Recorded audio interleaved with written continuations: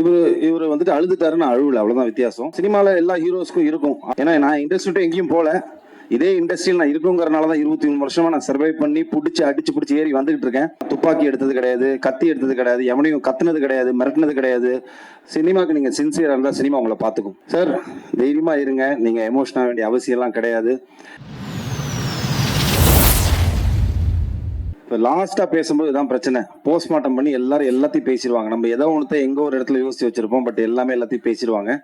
So நானுமே ஒரு ஷார்ட்டா ஒரு விஷயத்த முடிச்சிடறேன். இல்லை இப்போ இவர் வந்துட்டு அழுதுட்டாருன்னு அழுவல, அவ்வளோதான் வித்தியாசம். But journey is all the same.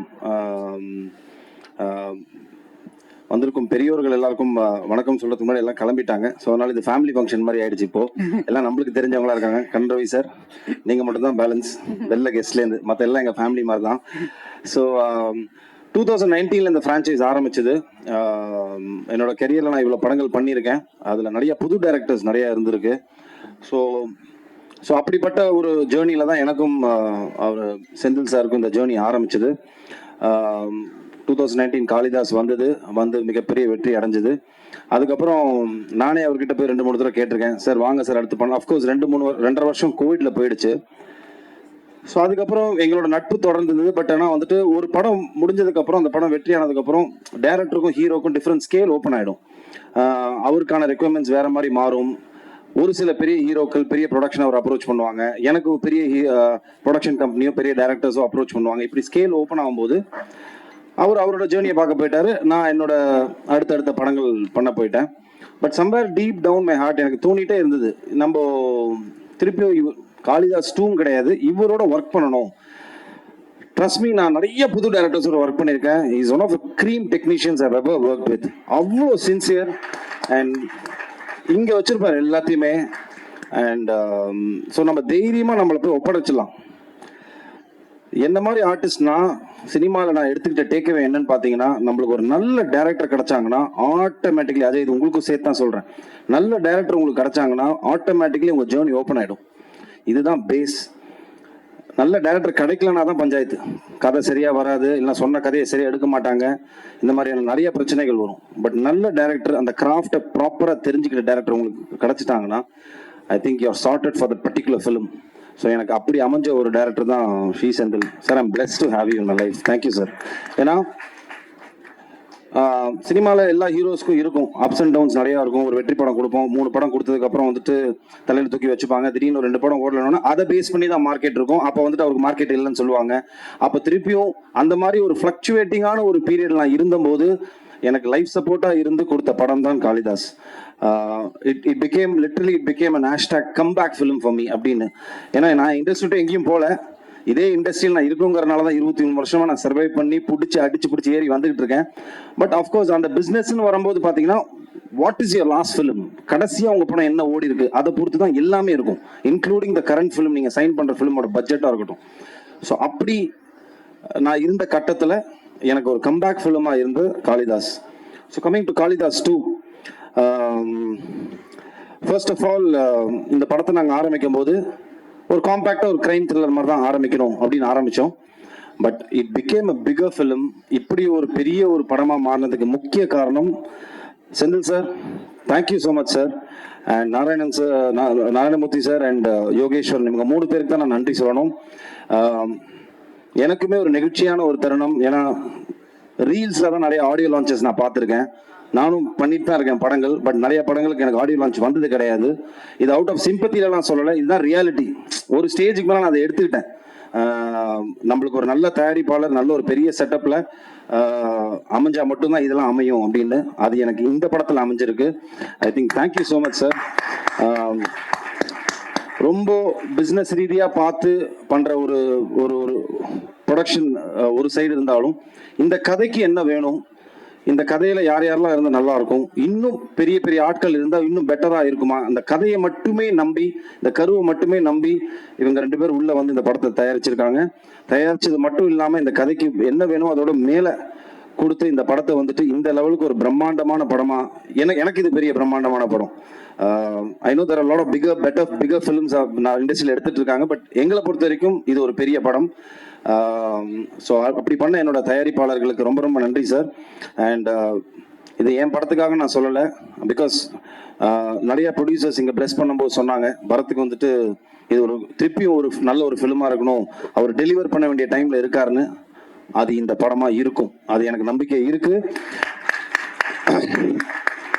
Why because crime த்ரில்லர்ஸ்க்கு என்றைக்குமே ஒரு மவுஸ் இருக்கு. You can definitely do a binge watch. ஓடிடியில் வந்தாலும் இல்லைன்னா தேட்டரில் பார்க்கும்போது உங்களை எந்த இடத்துலையும் நவுற விடாத ஒரு ஸ்க்ரீன் பிளேல நீங்கள் நூல் பிடிச்சி எடுத்துகிட்டு போயிட்டீங்கன்னா that film will have that flavor. அது இந்த படத்தில் நிறையாவே இருக்கு.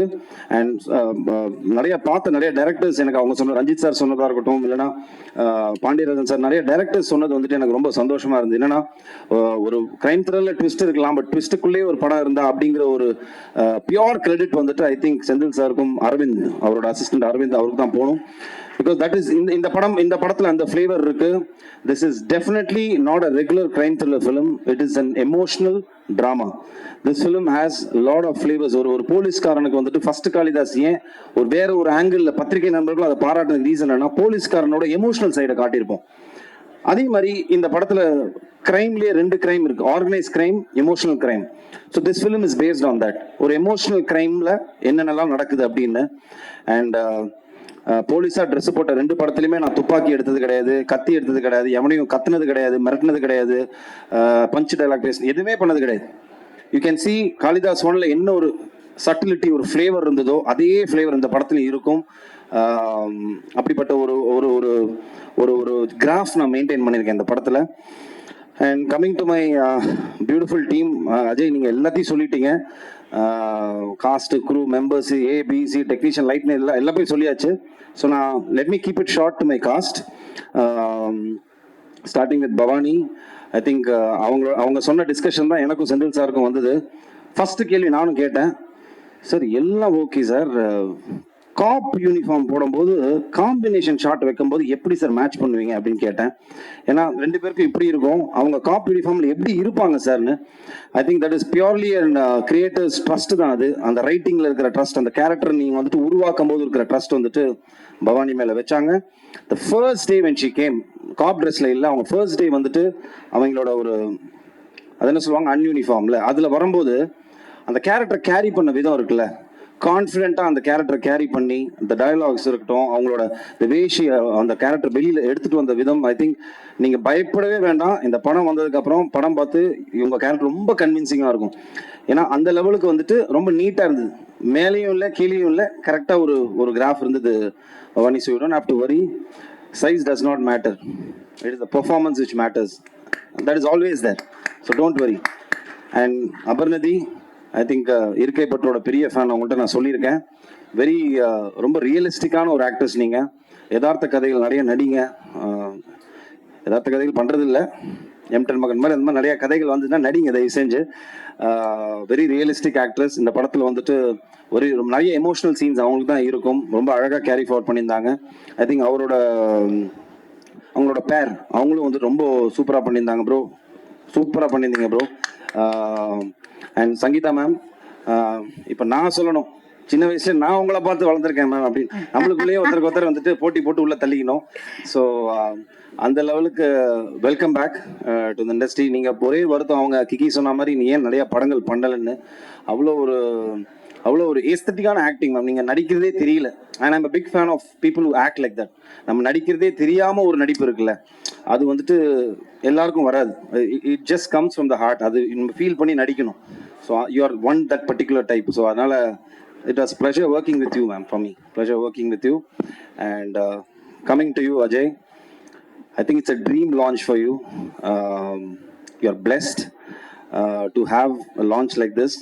கரெக்டாக யூஸ் பண்ணிக்கோங்க. கதிரேசன் சார் சொன்ன மாதிரி சினிமாவுக்கு நீங்கள் சின்சியராக இருந்தால் சினிமா உங்களை பார்த்துக்கும். That is only underline. நீங்கள் வந்துட்டு சினிமாவுக்கு ரொம்ப சின்சியராக இருங்க, ஹானஸ்டாக இருங்க, it will take care of you. I think you are blessed to have a father like this, to get a launch for you like this. So அதை கரெக்டாக யூஸ் பண்ணிக்கோங்க. ரொம்ப அழகாக உங்களை வந்துட்டு இந்த படத்தில் அவர் யூஸ் பண்ணியிருப்பாரு. படம் பார்க்கும்போது ஆடியன்ஸ்க்கு வந்துட்டு உங்கள் கேரக்டர் தான் நவுத்திட்டு போகும், வாட்ஸ் நெக்ஸ்ட்டுங்கிற ஃபேக்டரை அது ரொம்ப அழகாக பண்ணியிருந்தீங்க.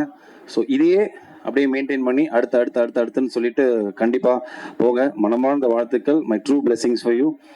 அண்ட் அஃப்கோர்ஸ் டெக்னீஷியன்ஸ் எல்லாரையும் சொல்லிட்டாங்க. I just want to Sam sir, படத்தோட மிகப்பெரிய பலமே நீங்கள் தான் சார்.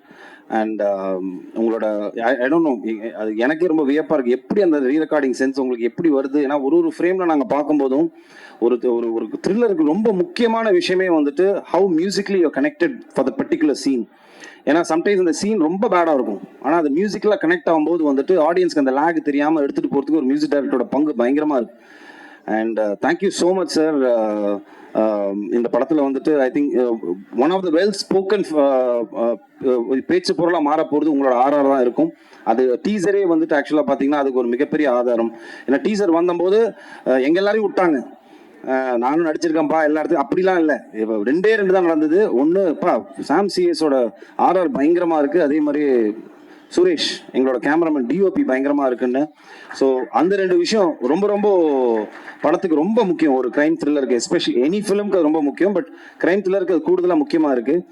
அண்ட் சுரேஷ் பாலா நான் அவரோட பண்ணுற 3வது படம் இது. காளிதாஸ் 1 பண்ணோம், அதுக்கப்புறம் மிரல் பண்ணோம், அண்ட் இது 3வது படம். எப்படி சொல்கிறது, ஒரு பயங்கர ஸ்மார்ட் டெக்னீஷியன் அவர். குவிக்காக நம்மளுக்கு இவ்வளோதான் பட்ஜெட் இருக்குது, இவ்வளோதான் இருக்குது, இவ்வளோதான் நம்பர் ஆஃப் டேஸ் இருக்குது அப்படின்னு ஒரு டேரக்டருக்கு ஒரு ரெஸ்ட்ரிக்ஷன் இருக்கும்போது அதுக்கு ஒரு சினிமாட்டோகிராஃபர் எப்படி ஹரி சாருக்கு பிரியன் சார் இருந்தாரோ, நான் சேவல் ஒர்க் பண்ணும்போது ஹேண்ட் இன் ஹேண்டாக இருப்பாங்க 2 பேரும், அவங்களுக்கு க்ளீனாக தெரியும். ஸோ அப்படிப்பட்ட ஒரு டெக்னீஷியன் தான் சுரேஷ் பாலா. ஷார்ட்டரில் ஒர்க்கில் இருந்தாலும் பெட்டர் குவாலிட்டி கொடுக்கக்கூடிய ஒரு மிகப்பெரிய டெக்னீஷியன். ஸோ சார் தைரியமாக இருங்க, நீங்கள் எமோஷனாக வேண்டிய அவசியம்லாம் கிடையாது. ஐ நோ இன்னைக்கு நடந்த ஒரு நல்ல விஷயம் என்னன்னா சார், நிறைய தயாரிப்பாளர்கள் வந்தபோது நிறைய விஷயங்கள், நிறைய இன்புட்ஸ் எனக்குமே கிடைச்சிது. தேர் வர் லாட் ஆஃப் கான்ஃபிடென்ட்டான ஒரு நிறையா இன்ஃபர்மேஷன்ஸ் என்ன கொடுத்தாங்க அப்படின்னு பார்த்தீங்கன்னா வந்துட்டு, பெரிய படங்கள் இல்லாமல் சின்ன படங்கள் இல்லாமல் இப்போ லாஸ்ட்டாக வந்த 3-4 சின்ன படங்கள்லாம் நல்லா போயிட்டுருக்கு, சினிமா திருப்பி வளர்ந்துட்டுருக்கு திருப்பி அப்படிங்கிற ஒரு விஷயம் வந்துட்டு ரொம்ப என்கரேஜிங்காக இருந்தது. எனக்கும் ரொம்ப சந்தோஷமாக இருந்தது sir. And film is considered big or small after the release. அதோட ரிசல்ட்டை பொறுத்து தான் சார் வந்துட்டு எல்லாமே இருக்குது. ஸோ நீங்கள் ஒரே பண்ணிக்க வேண்டியதில்லை, நம்ம ஜெயிப்போம். நேர்த்தியாக ஒரு படம் பண்ணியிருக்கோம் சார், நல்லபடியாக வந்துட்டு நேர்த்தியாக ஒரு சின்சியராக ஒரு ஃபிலிம் பண்ணியிருக்கோம். And I'm sure it will definitely work. I know உங்களுக்கு ஒரு பெரிய கேப்னு தெரியும், பிகாஸ் அது வந்துட்டு ஒரு டேரக்டர்ஸோட பிளெஸிங் அண்ட் டிஸ்கைஸ். அது என்னன்னு பார்த்தீங்கன்னா வந்துட்டு டெக்னீஷியன்ஸ்லாம் ஒரு படம் இல்லைனா அடுத்தடுத்து போயிடுவாங்க, ஆக்டர்ஸ் போயிடுவோம். ஒரு டேரக்டர் மட்டும்தான் பார்த்தீங்கன்னா அந்த படத்தில் ஸ்டக்காக நிற்பாங்க. அதோட வெற்றியை பொறுத்து தான் அவங்களோட லைஃபே அடுத்து என்னங்கிறது தெரியும். பிகாஸ் ஐ டூ அண்டர்ஸ்டாண்ட், நிறைய பார்த்துட்ருக்கேன். ஸோ அதனால் நீங்கள் வரி பண்ணிக்க வேண்டிய அவசியம் இல்லை. We are doing it. 10th அன்னைக்கு ரிலீஸ் ஆகுது, April 10th அன்னைக்கு. ஸோ கண்டிப்பாக எல்லோரும் தியேட்டரில் போய் படத்தை பாருங்கள். நான் வெரி ஹாப்பி தட் திருப்பியும் அந்த பழைய மாதிரி தியேட்ரிக்கல் ட்ரெண்ட் திருப்பியும் வந்தது ரொம்ப ரொம்ப சந்தோஷம்.